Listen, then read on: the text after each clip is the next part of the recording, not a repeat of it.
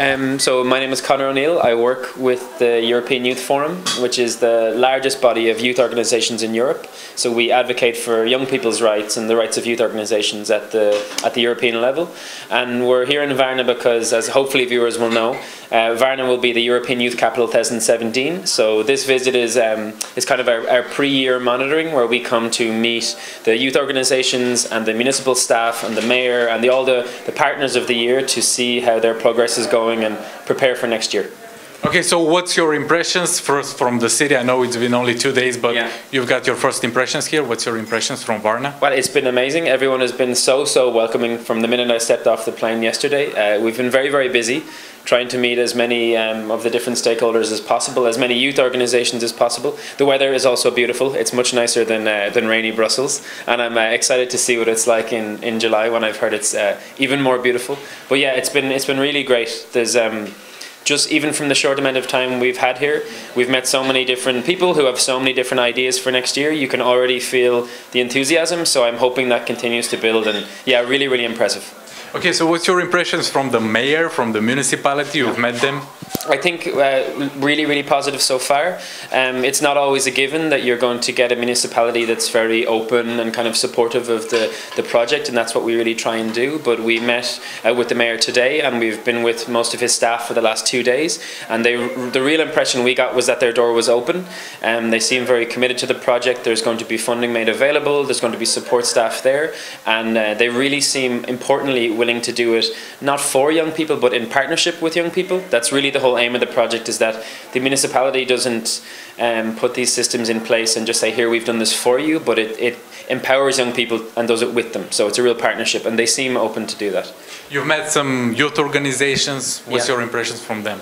Again, enthusiasm and energy is the one big word. It was like a short amount of time with each, but there were so many ideas and real positivity as well. Last night, actually, as an example, we went to an art organisation, I might be pronouncing this wrong, called Didal. Yeah, and that was just an incredible facility. I felt like we could have spent a week there to discover all the different stuff they were doing, but just the breadth and diversity of projects they were doing, the amount of people who were there, the fact that almost all of it was free, it was really impressive. And it was the same today.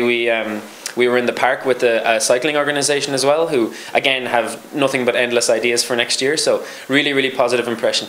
So can you tell us what's the advantages of being a youth capital? Because you've met organizations that actually know what it's like to be, but there are people in Varna who doesn't understand what does it mean? Well, I think that's one of the big goals from now until next January, is to try and spread this awareness. So we always say that the European Youth Capital title, which is almost a decade old now, is both an opportunity, but it's also a responsibility. So it's an opportunity to do what we said today. It's to showcase what young people here are doing, what they have to offer, the energy and enthusiasm, but it's also a responsibility on the side of the municipality. When they apply for the title and the fact that they've won, they've made a commitment. So that's a commitment to say that they're going to make funding available, they're going to have staff available to help young people, they're going to have resources there, and that they're going to really empower people to make their projects happen. So that's really what we see as one of the bigger tangible benefits, is that this environment should be created where young people can do what they're looking forward to. And that's kind of the key message, we would say, is that if you're a young person in Varna now and you're hearing about the project for the 10th time or the first time, and you have an idea, big, small, whatever it's about, that you want to achieve, the framework should be in place to make that happen next year. And that's the real goal, I think. So what do you think about the progress for next year? Are we making progress with the preparations? Yeah, I think progress is going well. That's the kind of technical side of the visit, of why we're here. Most of the meetings so far have been about trying to see how everything will be set up. So very soon the association that's going to be formally legally registered to run the Youth Capital Year will be set up. The makeup of that is very important. It's going to, you can correct my figures, but it's going to be 9 members, 1 from the municipality, and then the other 8 will all be from youth organizations. So that'll really be the directing, leading body that will give the shape to the year, democratically elected. And really importantly, again, it's not just the municipality putting some staff together to just take charge of things. It's really partnership between the municipality and the mayor and the youth organizations involved. So the next steps really will be formally registering getting the office set up, staff hired and so on, and then really opening up the call to more youth organizations to pitch projects to try and flesh the whole program out for next year, but going well. Yeah, did you give your advices to the organizations? what we have to do for the European Youth Capital in 2017. Do you have any advices for them?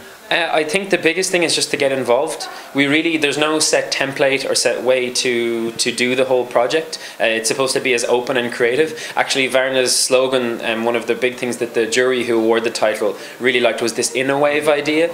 It's the idea that over the course of a year, and indeed the time beforehand, that if young people were empowered enough, that we would see all these different innovative solutions to social problems or economic problems or whatever challenges you want to overcome.